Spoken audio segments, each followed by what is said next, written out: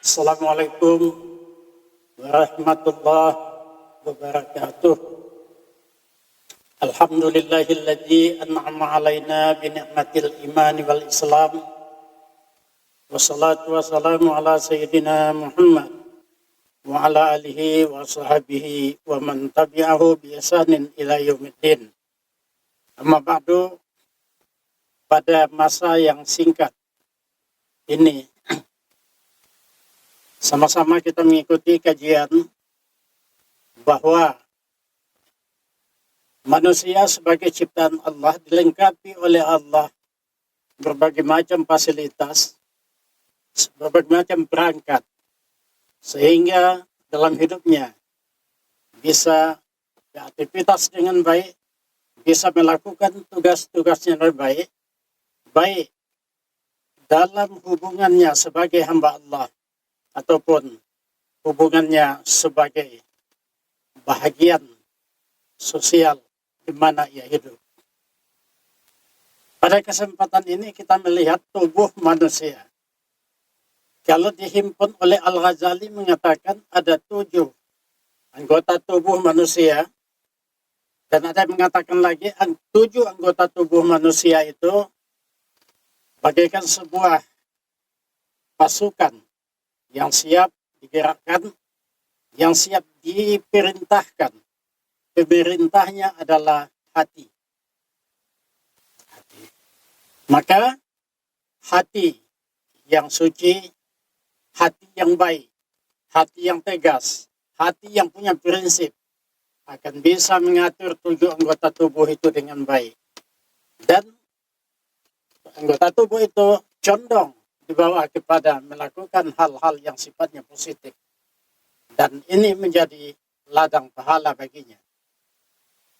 Pada sisi lain, apabila hati itu kotor, hati itu jelek, hati itu tidak mampu menguasai apa yang dikatakan gangguan, kemauan, nafsu, dan sebagainya, maka condong pasukan tadi akan melakukan hal-hal yang sifatnya dosa atau yang negatif. Nah, dalam pelaksanaan itu ada pimpinan, ada pasukan, ada penasehat.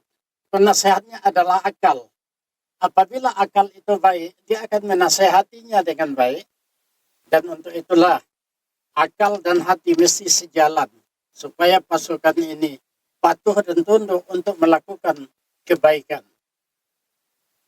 Itulah yang dikatakan hati suci, itu yang dikatakan akal yang bersih, dan situlah pada kedua tempat itulah kebangunnya Islam dengan baik, iman, Islam, dan ihsan. Baik, pada kesempatan ini kita lihat ada 7 anggota tubuh manusia yang kita katakan pasukan yang dipimpin oleh hati manusia. Yang pertama, mata. Disebut basar. Dia berfungsi. Mata adalah jendela untuk mengambil berbagai macam hal-hal yang sifatnya kebaikan. Sebagai contoh, bisa melihat ciptakan Allah. Bisa melihat ciptaan Allah di sekeliling kita. Kita melihat apa yang bisa kita lihat, bagaimana ajaibnya, bagaimana hebatnya makhluk yang telah dijadikan Allah yang ada di sekitar kita. Kita melihat ada cabai yang tumbuh dari tanah, tapi tumbuhnya hasilnya pedas, buahnya akan pedas. Kita melihat yang lain, kita tanam tomat di tanah yang sama, tetapi nyatanya manis dan masam. Kita tanam nanti yang sifatnya jeruk nipis, akan terjadi masam. Tanah yang sama, tetapi Allah sudah ciptakan makhluk itu tetap pada posisinya masing-masing. Ini kita perhatikan dengan mata. Selain kita melihat ciptaan Allah, kita juga bisa membaca dengan mata, kita bisa menuntut ilmu dengan baik. Malah bisa kita melihat penderitaan tetangga kita, penderitaan manusia di sekitar kita. Dan akhirnya kita bersikap untuk mengambil tindakan menolongnya. Nah, dengan pandangan tadi, ada potensi yang dia miliki, ya, memicu kepada apa yang dikatakan dari mata turun ke hati. Ya, dari mata turun ke hati, dan hati tunduk atau bisa menundukkan. Mata yang tidak dijaga menjadi pintu masuknya syahwat. Mata yang tidak dijaga menjadi pintu masuknya penyakit iri hati, sombong, dan sebagainya. Bahkan dengan mata lah nanti muncul sifat yang dikatakan merendahkan, menghina, ya, menghina orang lain. Itu mulainya masuk di mata, kemudian dikalahkannya hati sebagai pimpinannya. Kemudian berpikirlah untuk bertindak hal-hal yang tidak baik. Nah, prinsipnya adalah dalam hidup ini bagaimana mata itu dibatasi. Raddul basar namanya. Menundukkan pandangan. Sebagai langkah pertama adalah menjaga kesucian. Sebab pandangan adalah anak panah iblis yang pertama dan yang utama untuk dilepaskan ke hati manusia. Yang kedua, as-sam'u, telinga, dua telinga. Telinga, dia mempunyai fungsi bisa mendatangkan kebaikan. Mendengar Al-Quran, mengikuti pengajian, mengikuti nasihat, dan mengikuti kebaikan yang disampaikan. Telinga yang baik adalah telinga yang selektif, memilih apa yang masuk ke dalamnya, kemudian masuk ke dalam jiwanya. Nah, untuk itu perlu kita pahami bahwa telinga itu punya potensi. Potensinya adalah bisa mengikuti berita yang sifatnya riba, kita katakan gosip, fitnah, dan berbagai macam, ya, malah perkataan keji atau musik yang melalaikan mengingat Allah Subhanahu wa taala. Prinsip penjagaannya, bagaimana kita jaga telinga itu? Telinga dilatih untuk menutupi hidup, menutupi diri dari hal-hal yang bisa merusak hati. Sebab apa yang didengar nanti dikirim ke hati. Hati tidak kuat, hati tidak suci, maka telinga itu akan menjadi ladang dosa. Yang ketiga, yad. Ya, anggota tubuh kita yang ketiga adalah yad, tangan, dua tangan. Dia berfungsi untuk bekerja mencari nafkah yang halal. Dengan tangan kita bisa bersedekah. Dengan tangan kita bisa menulis ilmu pengetahuan, membantu sesama, dan berbagai macam kegiatan yang bisa kita buat untuk kebaikan. Untuk kita ketahui bahwa tangan itu punya potensi ya, untuk mencuri, merubah kwitansi, untuk mencuri dan sebagainya. Malah bisa menulis hal-hal yang sifatnya fitnah, menulis hal-hal yang sifatnya mengadu domba, dan bisa kita menyampaikan hal-hal yang sifatnya mencelakakan diri kita dan bisa membuat perpecahan di tengah-tengah umat. Untuk itu kalau kita lihat prinsip menjaganya adalah tangan simbol perbuatan manusia. Kelak akan menjadi saksi di akhirat atas apa yang telah dilakukannya. Setiap genggaman tangan mencerminkan niat yang lahir dari hati yang suci. Dan juga bisa saja dari hati yang kotor. Yang keempat, kaki, rijlun. Dia mempunyai fungsi kebaikan. Melangkah menuju hal-hal yang positif, tempat yang positif. Menuju masjid, menuju tempat pendidikan, majelis ilmu. Memperkuat silaturahmi, menolong manusia yang membutuhkan. itu digunakan dengan kaki.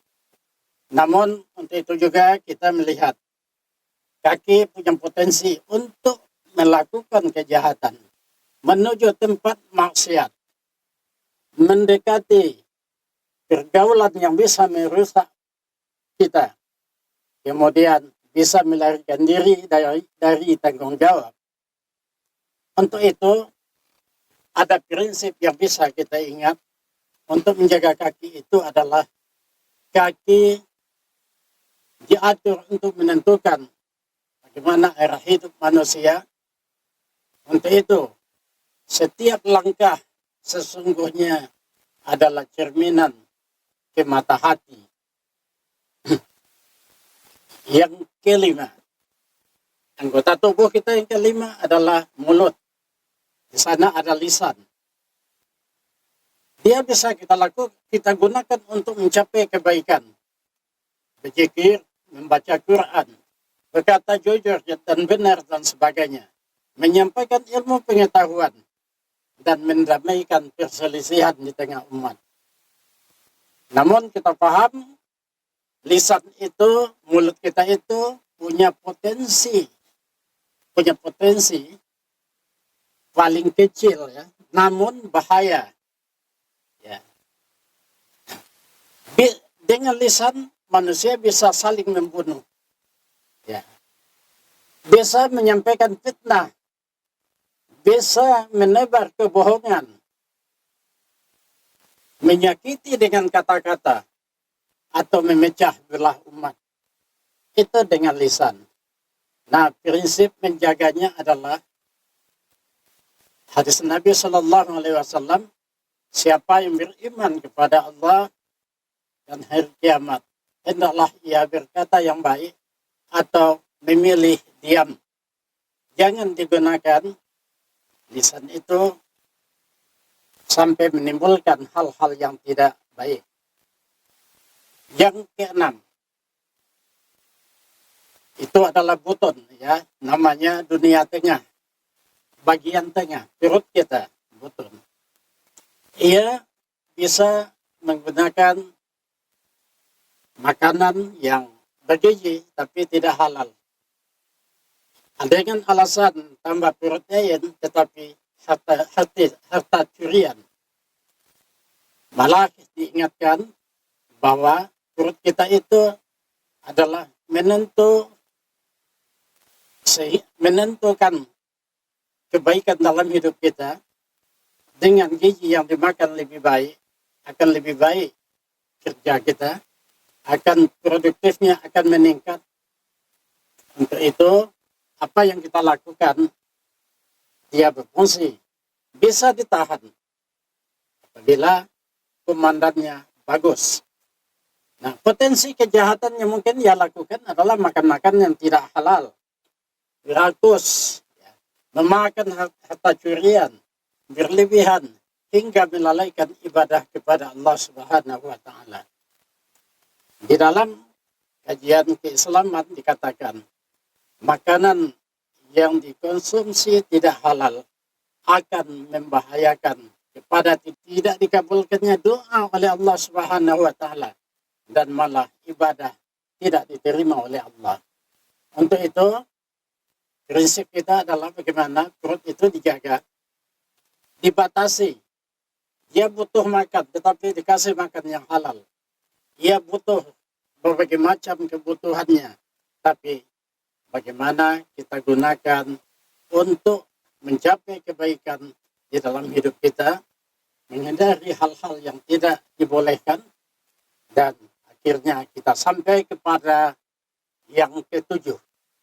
Anggota tubuh yang ketujuh adalah, kita katakan, kemaluan. Kemaluan ini, ya, masing-masing kita punya, bisa dijaga dengan baik, dengan melalui wadah pernikahan, dan itulah sebuah jalan untuk melanjutkan keturunan, dan insya Allah dengan keturunan itulah akan kita mendapat kehormatan di sisi Allah dan di sisi manusia, dan akhirnya terbentuk keluarga. Potensi kejahatan kita sudah paham, itu perbuatan keji akan bisa dilakukan dengannya, menyalahgunakan dan merusak kehormatan diri, malah menghancurkan keluarga dan juga membuat suasana tidak aman dalam lingkungan kita. Nah, dalam Al-Quran kalau kita lihat yang banyak disebut adalah fahsya, kemaluan dan mulut itu paling banyak disebutkan di dalam Islam. Jaga mulutmu, jaga kemaluanmu. Sampai di dalam ayat, di dalam hadis sahih dikatakan, manusia yang masuk surga itu salah satunya adalah yang bisa menjaga mulutnya dan kemaluannya. Nah, untuk itu bagaimana menjaganya? Salah satu jaminan masuk surga, kata Nabi, itulah manusia yang sanggup menjaga kemaluannya. Dan insya Allah kehormatan akan dia dapatkan sebagai manusia dan dia akan betul-betul dapat perlindungan Allah Subhanahu wa Ta'ala. Pada kesempatan ini, pada kesempatan yang singkat ini, saya ingin menyampaikan, tadi kita katakan hati sebagai komandan. Akal adalah sebagai penasehat. Hati itu perlu dijaga, hati itu perlu dikendalikan. Nah, maka kita katakan bahwa 7 anggota tubuh ini mesti dikuasai dan ia bekerja sesuai dengan perintah hatinya. Dan yang memerintah itu wajib suci, punya ketegasan, punya istiqamah, punya sifat-sifat yang baik. Sebagai pemimpin yang baik, 7 anggota tubuh itu sebagai pasukannya akan dia atur, akan dia arahkan kepada hal-hal yang baik. Nah, untuk itu pada kesempatan ini kita simpulkan 7 anggota tubuh itu silakan digunakan pada tempat yang baik, ia bisa menjadi ladang pahala. Dan kalau kita gunakan kepada hal-hal yang tidak baik, bisa menjadi ladang dosa. Nah, bagi kita tidak ada jalan lain adalah dijaga dengan baik dan bagaimana hati kita selalu suci sampai ke-7 anggota tubuh itu dikuasai dan diarahkan kepada hal-hal yang baik. Dan untuk itu juga penasehatnya mesti baik, akalnya mesti baik. 7 anggota tubuh itu adalah di bawah nasihat akal. Nah, di dalam kalau kita katakan kejahatan akan terjadi apabila ada niat dan ada kesempatan. Apabila ada niat, tidak ada kesempatan juga akan sulit. Tetapi kalau niatnya sudah kuat, kesempatan bisa diatur. Ini bahaya sekali. Yang mengatur itu adalah akal. Nah, pada kesempatan ini dan untuk ini, saya hanya bisa mengajak kita, saya sebagai hamba Allah, kita juga sebagai ciptaan Allah, bagaimana kita jaga 7 anggota tubuh itu betul-betul kita gunakan menjadi ladang amal. Kita berusaha tidak menjadi ladang bencana yang ujung-ujungnya adalah dosa dalam hidup kita. Demikian, semoga ada manfaatnya. Wabillahi taufiq wal hidayah. Assalamualaikum warahmatullahi wabarakatuh.